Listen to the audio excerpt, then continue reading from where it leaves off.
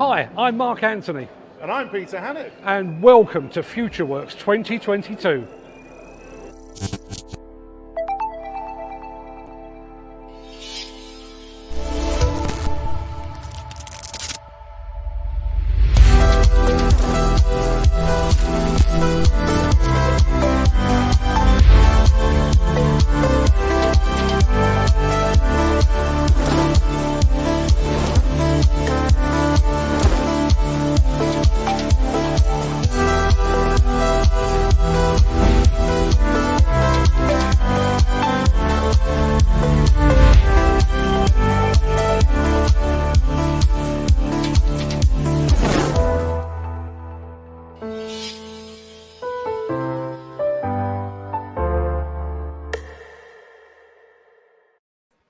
Good afternoon and welcome back to Futureworx 2022 Live. This is actually our penultimate show and I'm delighted, really delighted that I've got my friend HoPi here with me. HoPi is actually the guy that introduced me to the term connected worksite. That was probably about 2 years ago. And here we are at Futureworx where his dream and his vision is writ large right across this exhibition. HoPi, delighted to have you here. You saw the future, my friend, and here it is. I saw the future. I came back. Well, thank you for having me. Yeah, this is a great event. You know, I mean, I had the opportunity to meet a lot of our customers, partners. It's folks like you. Great event. What originally brought me here is because we're actually asked to present a little bit.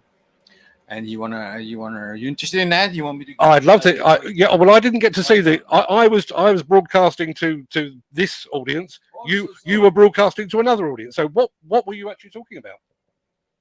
So look, I think an increasingly a theme in construction technology is it's going to help us not just build more stuff better, but tackle some of the bigger problems. In society, sustainability.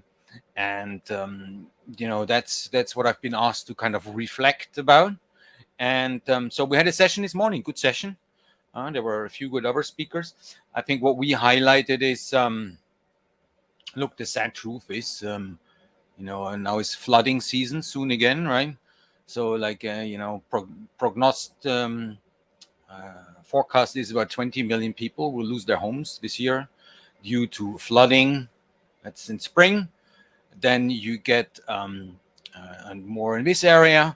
Then you get wildfires. We've seen what happened in the Mediterranean. So it's here. It's happening, right? And then we also see that the population keeps growing. Not only do they keep growing, but they keep growing in very concentrated places. Most of the population growth will happen in cities. People get older.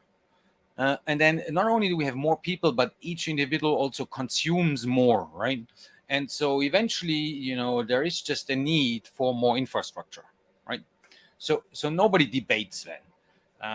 Now, the thing is that the creation of infrastructure, construction in itself bears an element of destruction, unfortunately. And we can't keep doing this, eating our own seed corn. So the question is, how do we crack this, right? How do we crack these future needs of society? And so traditionally, we solve this through our economy, right? And traditional economists are obsessed about capital, aggregation of capital, and the division of labor. And so we've seen that's coming to an end, right? I mean, it almost feels like, we spend... what's this guy? Carol Lewis. The Red Queen's race. You seem to run harder and harder just to keep in its place. And so we seem to run harder and harder in construction just to keep functioning what we already have. And then we have more and more population with more and more needs. And how do we address this? And so that was the first part. And then there is luckily a different school of thought other than the traditional economists, and that's the innovation economists. And as the traditional economists are fascinated by capital and labor, innovation economists are fascinated by innovation and entrepreneurs. And so the story here is that innovation, like what we do in Hexagon, has the potential to reconfigure how we do this. And even dematerialize things. So you don't need a physical shop anymore. You don't need to be you don't need to build a physical shop anymore to go shopping. Actually, you don't need a physical audience anymore to broadcast. You don't need a physical fence anymore to keep a construction machine out of certain areas. And so information has a tremendous potential to kind of not just think about differently how we do physical things, but actually maybe not needing some physical things at all. And then the other part of this thought process, I think this was very relevant for me, meeting a lot of the contractors here, is however great technology has as a potential, it's not going to change an organization. And this is where we need the entrepreneurs, where we need people that build different kind of organization, building different things in the future. So that was our morning. When you've mentioned the innovation entrepreneurs and that kind of thing, when I think of those, when you said we don't need a physical shop, so I immediately think of Amazon and Jeff Bezos, and I think of Elon Musk with the Tesla and everything else. But both of those, despite the fact that they have made huge leaps in technology, both of those I think are still very, very focused on capital, aren't they? Yeah, but I think the way they create value is possibly better for the environment in some cases than how we traditionally did it in building big factories, that come at a cost to the environment. Now, I'm not saying that these chaps are my ideals, right? And I still believe, that aggregating money over disproportionately is not the best thing for society either. But what it has shown us that we can do things differently, right? And so innovation can help us think about how operations, interactions, creation can happen differently than what it has happened in the past. And obviously, we can't continue the way we do right now, where the cost of infrastructure comes at the cost of not creating a better future for the next generation. We had a better one. I think they deserve one as well. Totally agree. Obviously, at the basis of all of this, we are talking here about connectivity, and connectivity seems to have gone through phases. Where are we now with machine to machine connectivity, machine to human connectivity? And I think more importantly, where is that connectivity taking us? Where do you see what will be the theme of Futureworx 2027, for example? Yeah, it's a very good question. I mean, if we had sat here maybe 5 years ago in terms of future innovation and technology, telematics would have been like, oh, I think it's going to come, Now you see it everywhere. Every contractor now has a very good idea about how much do my machine run idle and how much fuel do they consume by running idle and how can I kind of reduce my footprint by taking this into control. So I think machine connectivity is here to stay. But before then, it was actually just connectivity of people.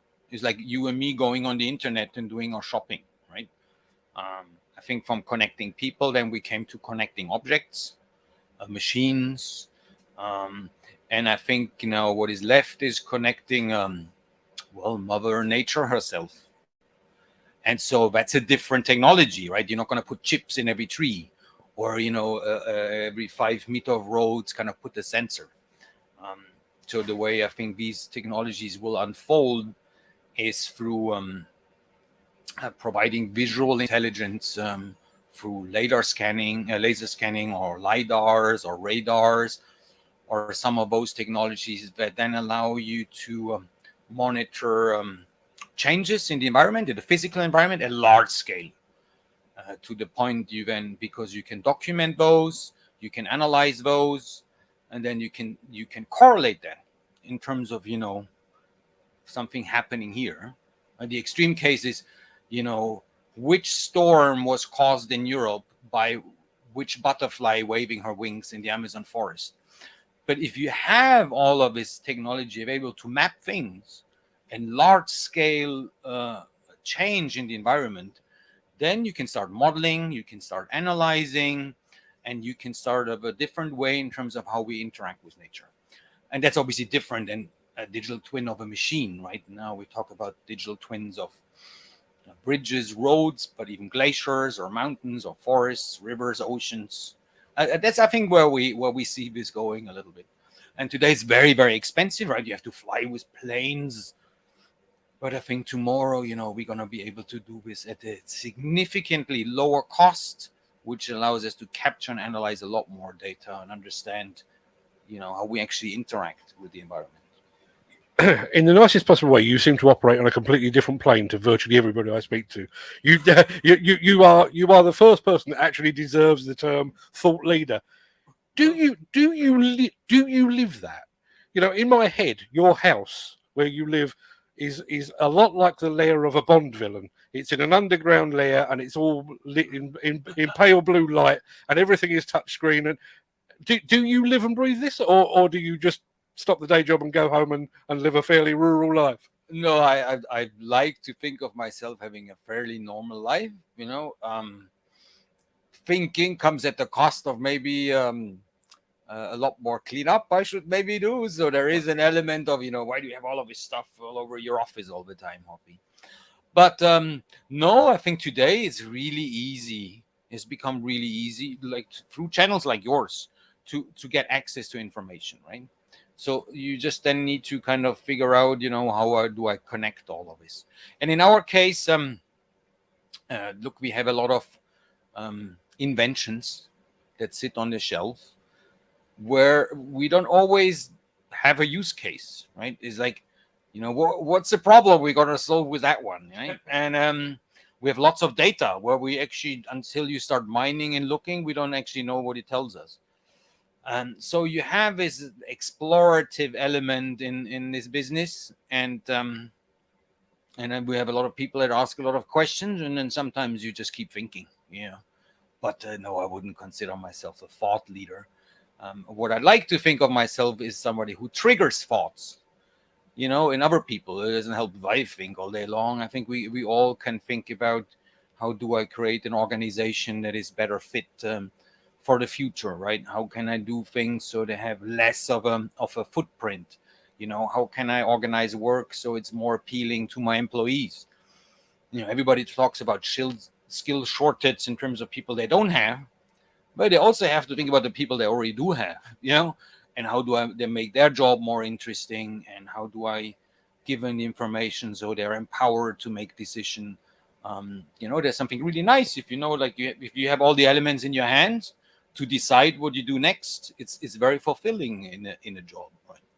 And I think we are increasingly able to do this, not just for an individual, but for entire teams working on the same piece of paper or the same digital connected construction site simultaneously. It's like a multiplayer game online.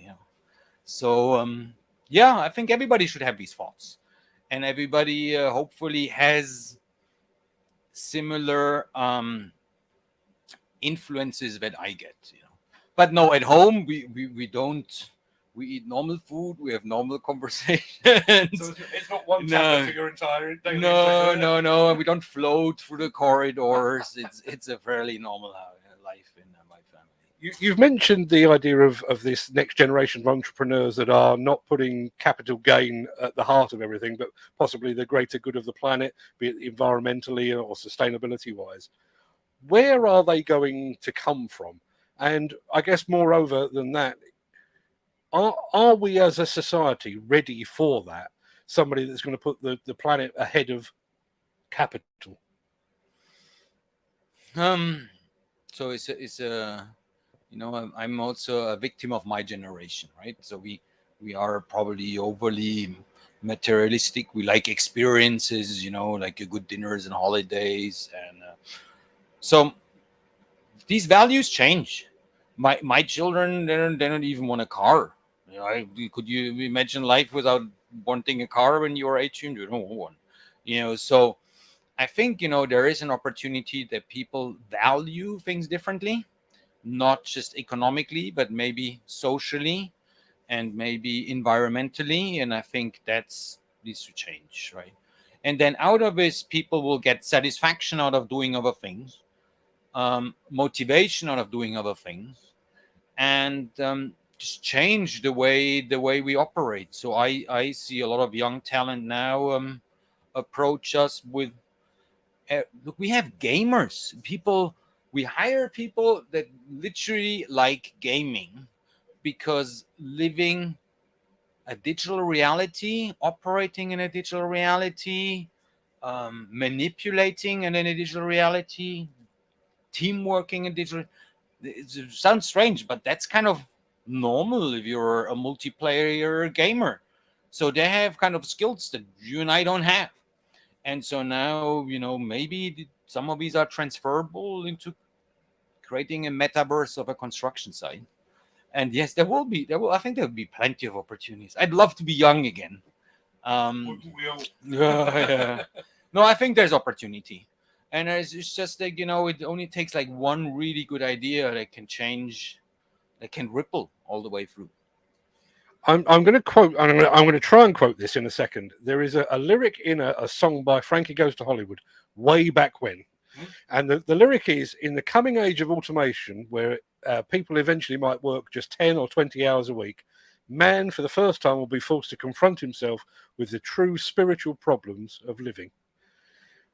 Given the fact that we are on the cusp of automation and AI and remote working and all that kind of thing, I come from a generation that has defined itself by what it does for a living. If you haven't got that definition, you haven't got that structure, what do people of the future do? And sorry to bore you with Frankie Goes to Hollywood. No. There's another Frankie Hollywood thing that I always quote, and he goes, "And everything has a place, and has a place for everything." And if working in geosystems, that's kind of we love that. But look, I had a good conversation the other day with somebody like my age, and they were like, "Look, our parents had like one company, one job, one career, and then I'm already like more like one career, multiple companies." And I think that next generation will actually be able to have multiple careers, and they don't define themselves anymore in terms of, hey, this is Joe the plumber, because I'm identified by being a plumber, I'm just Joe, or Jane. And so I don't know. I really don't know what the people of the future, what they will do, but I think I think there is given this overall connectivity, and everybody realizes there's impossible these days to do something without externalities and spillover somewhere else, and everybody theoretically can see immediately what happens somewhere else. I think that common, we're in this together, might have a revival. I think we've been through a period now of lots of individuality, personal wealth creation, personal fulfillment. I think we come to an edge now where we realize, look, we can't do this as by destroying the environment or making other people's life miserable. And I'm very hopeful that next generation will kind of, to a degree, reverse the trend, because I think some of the baby boomers or even our grandparents, that we like being together was more common maybe than what it is today. I'm going to let you get back to the day job in just a second, but one final question that has occurred to me while you were talking about this. We talk about connectivity, but to my mind, that connectivity at the moment seems to be in silos. So we in construction tend to talk about construction talking to construction, but the construction needs to talk to infrastructure. Infrastructure needs to talk to government. Government needs to. We need to take away those silos, don't we?